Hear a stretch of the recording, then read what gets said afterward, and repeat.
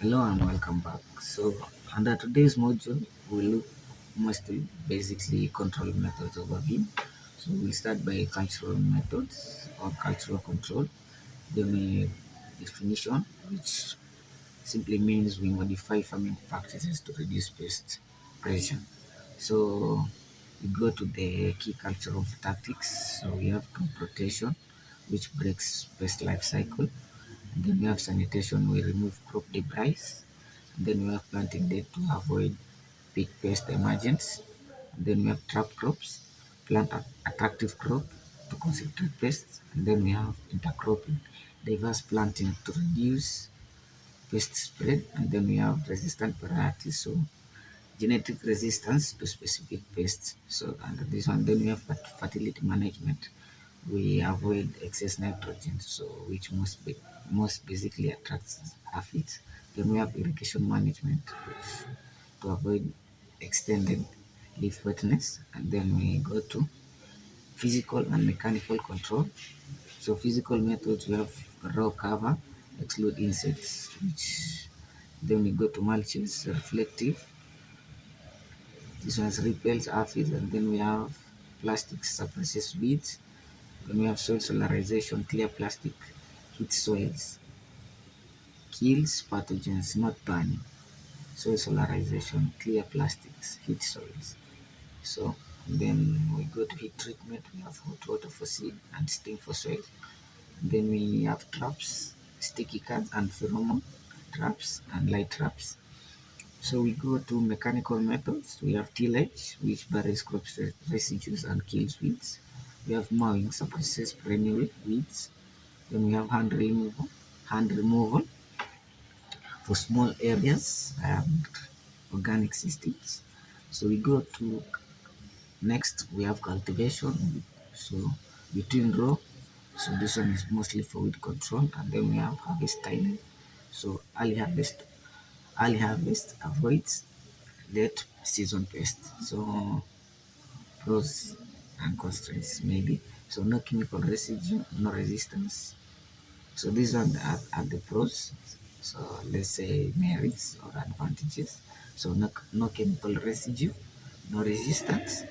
And then we go to constraints, which include disadvantages of the merits. So we have labor intensive, not always feasible on large scale. So as you have heard, they're not mostly applicable on large scales. So we go to biological control. This one definition we start by definition using natural enemies to suppress pests. So biological control mostly refer by using natural enemies to suppress the pest. So we have three approaches. So the first approach, classical, import any import natural enemy from pest native range. So and then we have argumentation, which release mass reared natural enemies. And then we go to that and then modify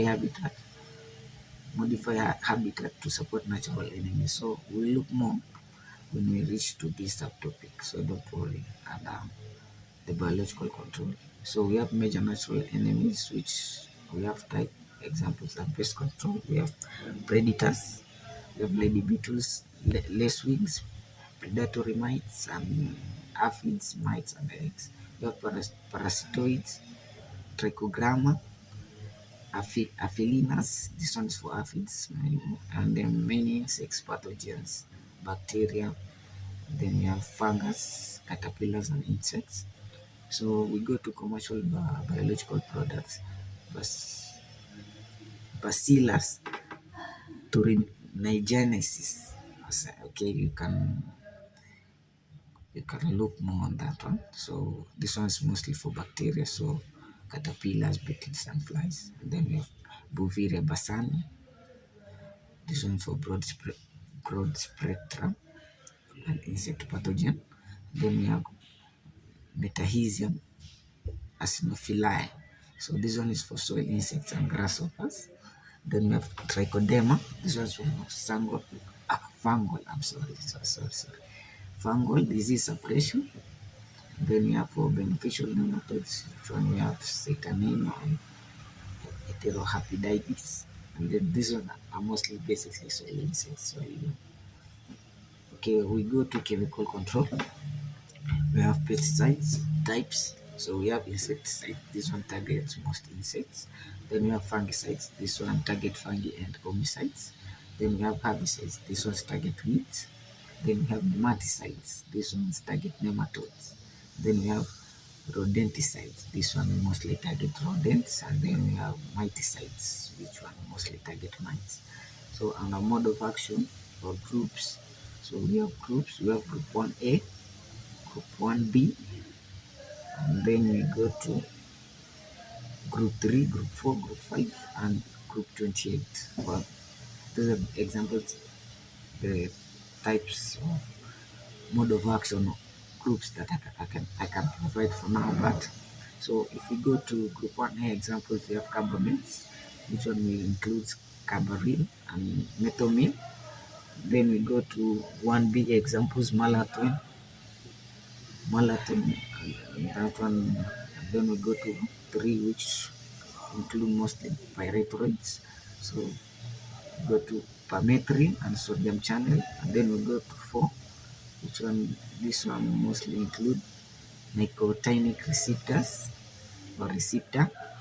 And then we go to 5, which one will spinosad nicotinic. Okay. So and then we have to group 28, which we have Ryan iodine receptor. Okay. The it's my pronunciation should not bother you, but when you get the right chemical, maybe, or the right mode, of action group, you can always Google them and you can see it for your choice. And then we go to application methods. We have foliar spray, which is most common. We have soil application for mostly for emergency herbicide and systemic insecticides. We have seed treatment. This one is for insecticides and fungicides. Then we go to chemigation. This one is through irrigation system. Then aerial application. This one is through large fields and rough terrain. This one is through AI and use of modern drones. So, and then we have pesticide formulation. We have emulsifiable concentrates, easy to mix, high phytotoxicity risk. Okay.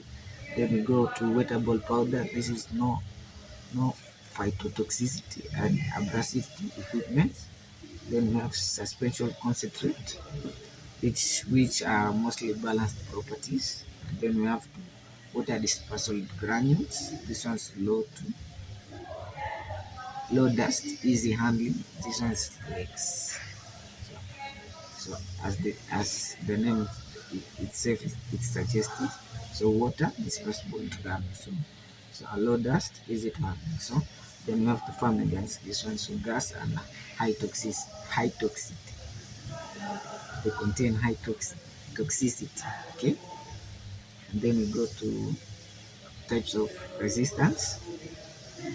Then we have mechanism durability, and then